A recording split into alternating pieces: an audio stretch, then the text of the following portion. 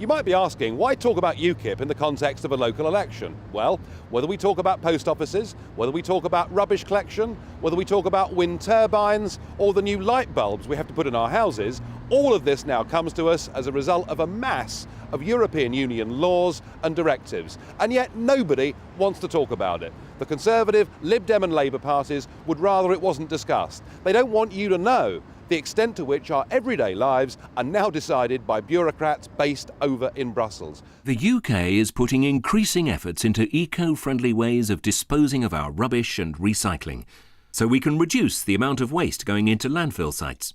Nothing wrong with that, you would think. But EU bureaucracy means that councils have no control over the best way to recycle.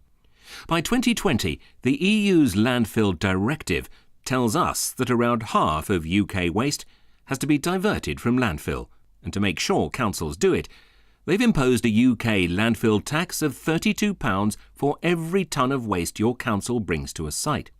This is one of the reasons why your council tax has gone up, why rubbish collections have been reduced in many parts of the country to once a fortnight.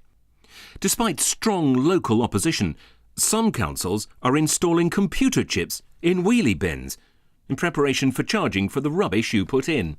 And from 2010, the landfill tax goes up substantially to between £150 and £200 per tonne.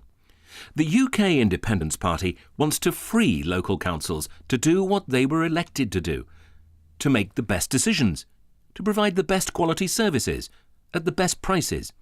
It's impossible with the layers of bureaucracy and directives from Brussels.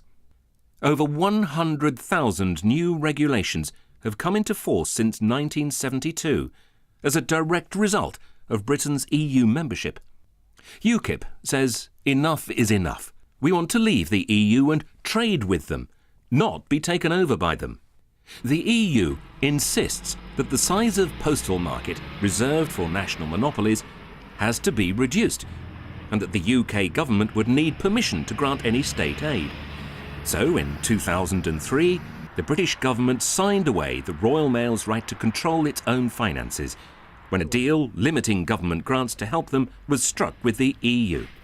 As the post office's debt has increased, our government is powerless to help any further. The result? The closing of ever more post office branches across the country. The list goes on and on. With unemployment rising steadily, the effect of EU law is being felt more strongly locally every day, and there's nothing our councils or the British Parliament can do about it.